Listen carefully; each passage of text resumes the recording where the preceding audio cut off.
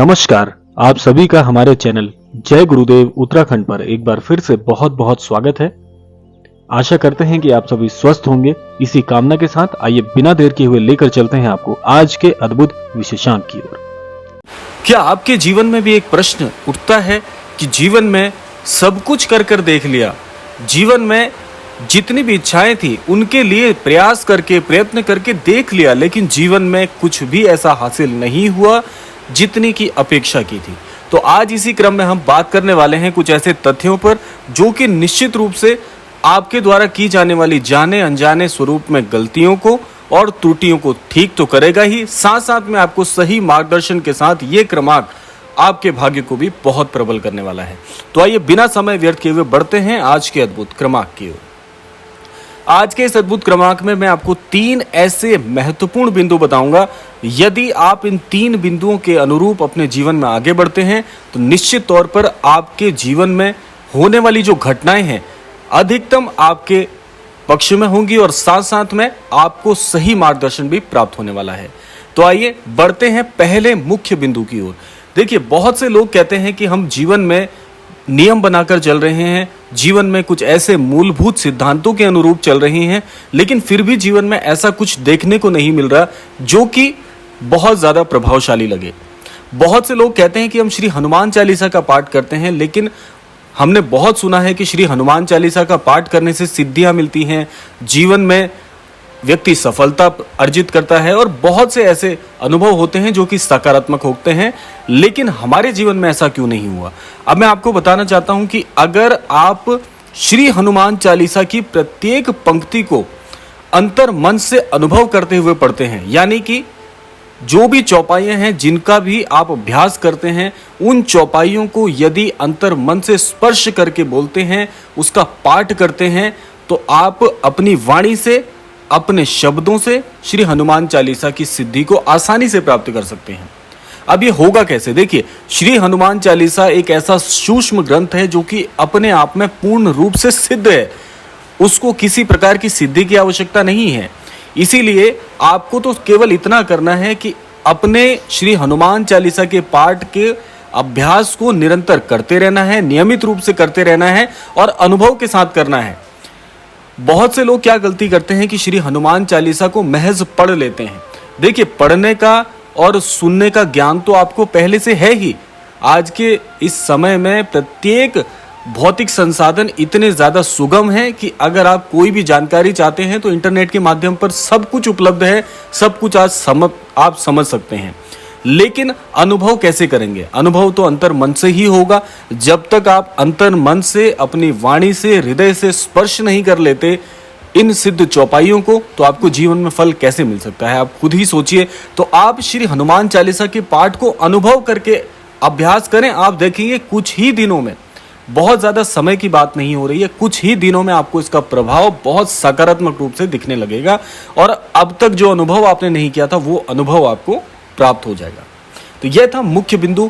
अब बात करते हैं और मुख्य 2 बिंदुओं की। तो आइए बढ़ते हैं दूसरे बिंदु की ओर। दूसरे बिंदु में मैं आपको एक बात बता दूं, ये मैं अपने व्यक्तिगत अनुभव से आपको बता रहा हूं कि श्री महाराज जी के सानिध्य को जो लोग प्राप्त करना चाहते हैं, श्री महाराज जी से जो लोग जुड़ना चाहते हैं, एक ऐसा उपाय मैं आपको बताऊंगा कि श्री महाराज जी की जितनी भी शिक्षाएं हैं उनको आप अपने जीवन में पूर्ण रूप से जीवंत कर दीजिए। उनके अनुरूप भी अगर आप चलते हैं, आपका कल्याण निश्चित है। श्री महाराज जी के द्वारा बताई गई जितनी भी शिक्षाएं हैं, उन शिक्षाओं का अनुसरण आप करना प्रारंभ कर दीजिए, उनके अनुरूप चलना प्रारंभ कर दीजिए। जैसे कि श्री महाराज जी कहते हैं कि सदैव सत्य को बताएं। ये एक नियम बना लीजिए कि जीवन में कैसी भी परिस्थिति आ जाए, आप सत्य के सिवा कुछ नहीं बोलेंगे। सत्यता का प्रमाण बन जाइए, सत्यता को लोगों को बताइए। जीवन में जो चीज प्रामाणिक है उस पर बल देकर लोगों को आप प्रसारित करिए इस बात को और साथ साथ शिक्षित कीजिए। आप देखिए आपके जीवन में कैसे कैसे अनुभव हो जाएंगे। आपने जो अपेक्षा नहीं भी की होगी वो भी महाराज जी देने में पूर्ण रूप से सक्षम है। सबसे आसान और सबसे सरल उपाय मैं आपको इस क्रमांक में आज बता रहा हूं कि महाराज जी की जितनी भी शिक्षाएं हैं उसके द्वारा और उसको जीवन में शामिल कर कर जीवन जीना सीख लीजिए। आपका जीवन सरल तो होगा ही और जीवन में ऐसे ऐसे चमत्कार आपके घटित होंगे। आप अंतर मन में जो चीज सोचेंगे, सोचने मात्र से आपको वो प्राप्त हो जाएगी। ये काम आपका नहीं है। मैं फिर, आप इस बात को रेखांकित कर लीजिएगा, मैं फिर से आपको बता देता हूं, यह काम सोचने का आपका नहीं है कि आपने कोई इच्छा रखी है मन में, वो पूरी कैसे होगी। अगर यह भी आप सोचेंगे तो ईश्वर आपके लिए क्या सोचेंगे। इसीलिए आप तो मन में मनोवांछित जो भावना रखते हैं उसको तैयार करिए, महाराज जी में समर्पित हो जाइए, उनके शिक्षाओं के अनुरूप जीवन में आगे बढ़ना शुरू कर तो देखिए, कुछ ही समय में आपको ये बहुत बड़ा परिवर्तन जीवन में दिखना प्रारंभ हो जाएगा। महाराज जी इतने दयालु हैं कि जो भाग्य में लिखा भी नहीं है वो भी आपको प्रदान कर सकते हैं। महाराज जी सर्व समर्थ हैं। महाराज जी गुरुओं के गुरु हैं। इस सृष्टि में, इस ब्रह्मांड में महाराज जी की पूर्ण रूप से सत्ता है। महाराज जी कहते हैं कि इस संपूर्ण ब्रह्मांड में महाराज जी पूर्ण रूप से नियंत्रण रखते हैं। अब आप सोचिए कि ऐसा कौन सा प्रसाद है जो आप प्राप्त नहीं कर सकते। विश्वास की कमी है आपके जीवन में, विश्वास को मजबूत कर देखिए, आपके जीवन में चमत्कार होने स्वतः ही प्रारंभ हो जाएंगे। तो यह था दूसरा मुख्य बिंदु जो आपको अपने अंतर मन से जोड़कर चलना है, आध्यात्म के अंतर्गत चलना है। आप देखिएगा परिवर्तन स्वतः ही आप अनुभव करेंगे, ये आपको कोई बताने नहीं आएगा। अब बात करते हैं तीसरे और सबसे मुख्य बिंदु की। अब तीसरा बिंदु देखिए, ये सभी के लिए सबसे महत्वपूर्ण भाग है। बहुत से लोग इस वजह से परेशान हैं कि हमारे जीवन में तो कोई मार्गदर्शन ही नहीं है। बहुत से लोगों का प्रश्न होता है कि जीवन में गुरु किसे माने। बहुत से लोग ये कहते हैं कि अब तक हमें हमारे जीवन का मकसद ही पता नहीं चला कि हम जीवन में क्या करना चाहते हैं। जिन लोगों के ऐसे गूढ़ प्रश्न हैं, जिन लोगों के मन में यह चलता है कि हम सही मार्गदर्शन आखिर किससे प्राप्त करें, ऐसे लोगों के लिए मैं कहना चाहता हूं कि अनन्य भक्तों की सहायता श्री हनुमान जी बहुत बहुत बेहतर तरीके से कर सकते हैं। जिन लोगों को जीवन में अब तक गुरु का ज्ञान नहीं मिला, जिन लोगों को अभी तक गुरु की खोज नहीं हुई, ऐसे लोग आप श्री हनुमान जी से हनुमान जी का सानिध्य आप मांग लीजिए। श्री हनुमान जी आपके ऐसे प्रश्नों के उत्तर आपको प्रदान करने में बहुत बहुत सक्षम है।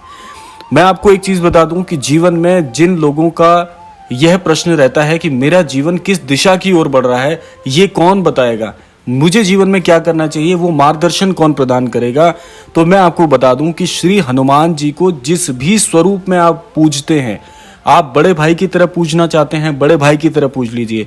आप एक गुरु की तरह पूजना चाहते हैं तो गुरु की तरह पूज लीजिए। आप अनन्य भक्तों के सदगुरु के रूप में पूजना चाहते हैं तो सदगुरु के रूप में पूज लीजिए। श्री हनुमान जी एक जलधारा के समान हैं जो कि हर रूप में परिवर्तित हो सकते हैं, लेकिन सबका सार एक ही है कि जीवन में जब तक सच्ची भक्ति नहीं आ जाती तब तक आपके जीवन में उद्धार आपको प्राप्त नहीं होता।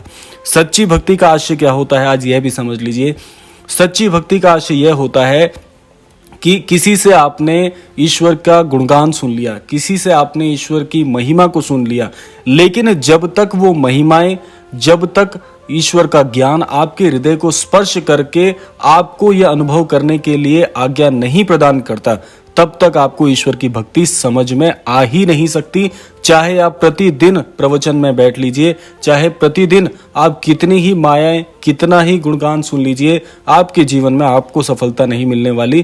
क्योंकि जिस दिन ये समय आपके लिए आएगा, जिस दिन आपका हृदय स्पर्श हो जाएगा इन बातों से, इन मूलभूत सिद्धांतों से, उस दिन आपके जीवन में आपका जीर्णोद्धार होगा। इसीलिए समर्पण, इसीलिए आध्यात्म में सबसे ज्यादा महत्वपूर्ण बताया गया है, क्योंकि जब आप समर्पित होते हैं तब जाकर आपको भक्ति, ज्ञान, ये सब आपके हृदय को स्पर्श करते हैं। अगर आप केवल इस इंतजार में बैठेंगे कि कोई सद्गुरु आएंगे और मुझे ज्ञान दे देंगे तो मुझे ज्ञान की प्राप्ति हो जाएगी, ये इतना आसान भी नहीं होता। इसीलिए समर्पण का भाव सीखिए और श्री हनुमान जी की आराधना करना मत भूलिए। जिन लोगों के जीवन में घनिष्ठ प्रकार के कष्ट चल रहे हैं, जिनके जीवन में बहुत ज्यादा उलझनें चल रही हैं, उनके लिए श्री हनुमान जी की आराधना करना सर्वोपरि होगा।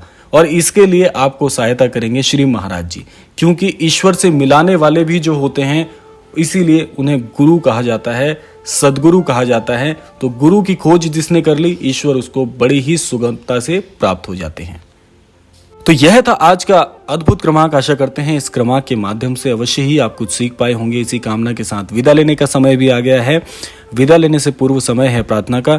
यही प्रार्थना करना चाहूंगा कि श्री महाराज जी सभी को सद्बुद्धि प्रदान करें, सभी को सन्मति प्रदान करें और इस संपूर्ण सृष्टि का, इस संपूर्ण लोक का कल्याण हो। इसी कामना के साथ विदा लेते हैं। मिलते हैं अगले क्रमांक में। तब तक के लिए जय श्री राम, जय गुरुदेव, जय उत्तराखंड।